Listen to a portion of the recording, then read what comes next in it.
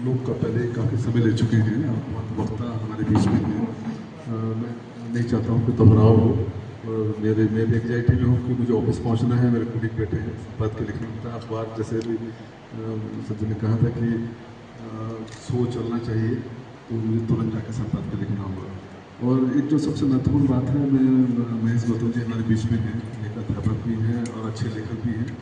मैं उनके पास सुरेश सेठ जी की किताब देख रहा हूँ, उन्होंने मार्क किए हुए हैं, बहुत करीने से रखा है और उसमें बोलने को उत्सुक है। तो मैं महेश जी ने इसमें दोहराना नहीं चाहूँगा, लेकिन जो कुछ बातें हैं मैं उनका उल्लेख जरूर करूँगा।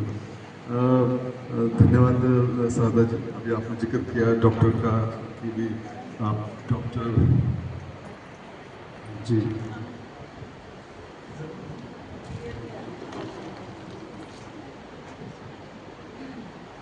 मैं मानता हूँ कि जो डॉक्टर शब्द है ये लंबी साधना और एक तपस्या के बाद हासिल होता है। हमारे परिवार में नाना जी हमारे रहे हैं, डॉक्टर पीताम्बर दत्त बर्तवाल, वो भारतीय साहित्य के पहले लीड थे और उन्होंने अपने इस पूरे कबीर की निर्गुणवाद में उनका काफ़ी काम था। वो लंदन गई डिग्री और ग्रेजुएशन ने तब मना कर दिया था कि हिंदी में भी डिलीट हो सकती है क्या। तो त्याग और तपस्या से चीज़ें मिलती हैं। बहरहाल मैं सेठ जी की किताब की तरफ लौटता हूँ। जैसा इसका शीर्षक है वो हमें चौंकाता है कि फटे बटुओं में बंद हिमालय। पहली नज़र में हम लोग देखें तो ये लगता है कि बड़ा अटपटा सा वो है, लेकिन ये प्रतीकों में है।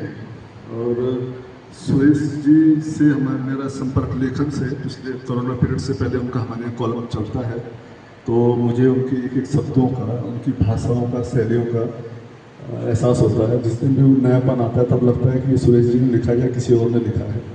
एक एक शब्दों का हमें एहसास रहता है, तो लगातार उन शब्दों को हम पढ़ते रहते हैं, लिखते रहते हैं। तो इसमें वो 50 व्यंग हैं इस संग्रह में। तो जैसे कि उनकी ये बावन से किताब है, तो मुझे अच्छा होता है कि इसमें 52 व्यंग होते तो बहुत ज़्यादा 50 में बात खत्म हो गई है।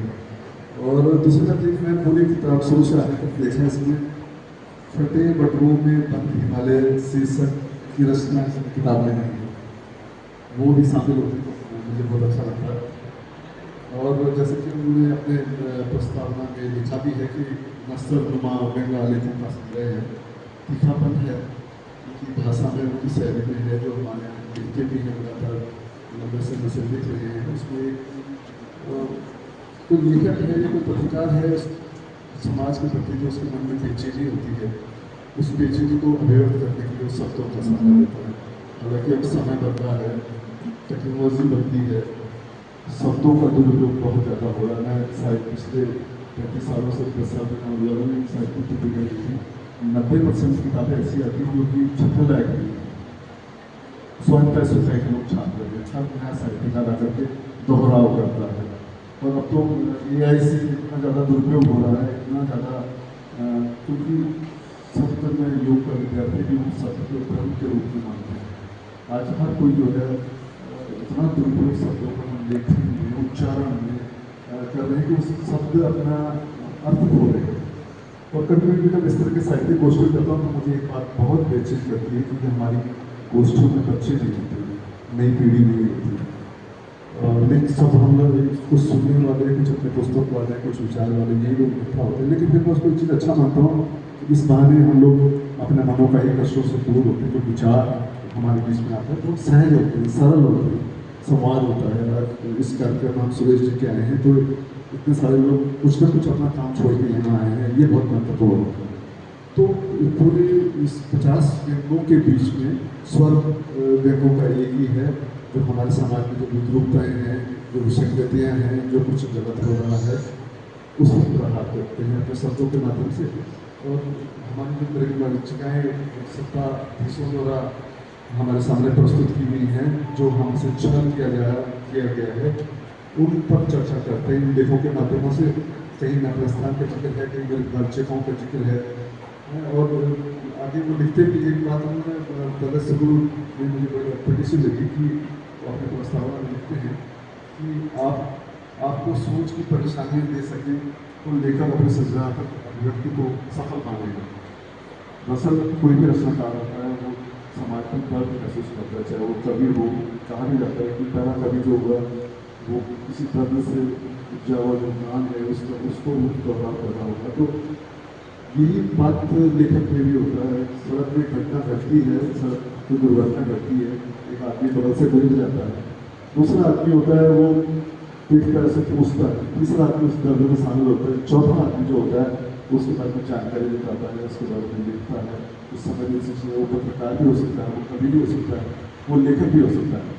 तो समाज का दर्द लेखक के ही हम लोग पढ़ते हैं। और कभी कभी मैं अपने मित्रों से कहता हूँ साहित्यकारों से कि वो जब सृजन लगातार सृजन की प्रक्रिया में रहते हैं तो अपनी सेहत का भी ख्याल रखिए, क्योंकि दो हम लोग अपनी रचनाओं में उतारते हैं वो कहीं ना कहीं मनोवैज्ञानिक रूप से हम पर भी असर डालता है। लगातार हम लोग लगातार पोजिशन में बैठते ही साहित्यकारों को देखता हूँ कि आकर जुलूस घूम के बैठे होते हैं, तो रक्त प्रवाह जो है वो एक ही दिशा में चला जाता है और काफ़ी बीमारियां हमारे स्वास्थ्य पर ध्यान न देने के कारण होती हैं।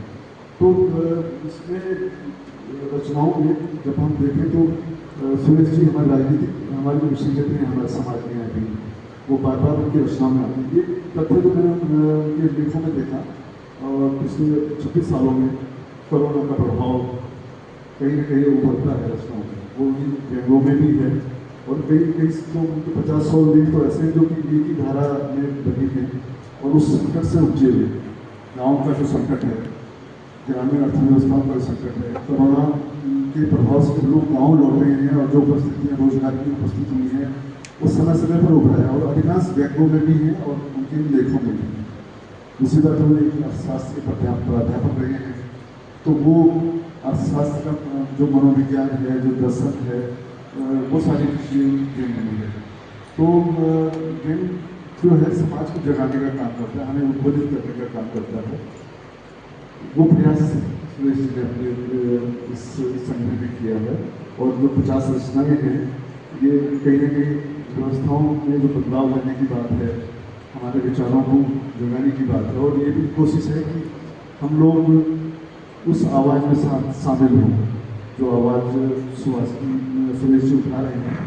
और जब वो फटे पटकों में बंद हिमालय की बात करते हैं तो हमारे सत्ताधीश आज जो हमारे सामने हमें जो सपने दिखा रहे हैं, हमें जो वादे कर रहे हैं और जो वस्तु स्थिति है उसके बीच का जो अंतर है, उस अंतर को सुरेश जी इशारा कर रहे हैं और हमें बता रहे हैं कि ये राजनीतिक छल लंबे समय तक नहीं चलना चाहिए, हमें प्रतिरोध में स्वरूप हमारे बीच में रचनाकार का उद्देश्य यही होता है कि हमें जैसे कि उन्होंने अपने प्रस्ताव में लिखा कि ये जो सोच की परेशानियाँ हैं वो सोच की परेशानियाँ इस प्रतीक रूप में कि आप सचेत हों, आप उद्बोधित हों।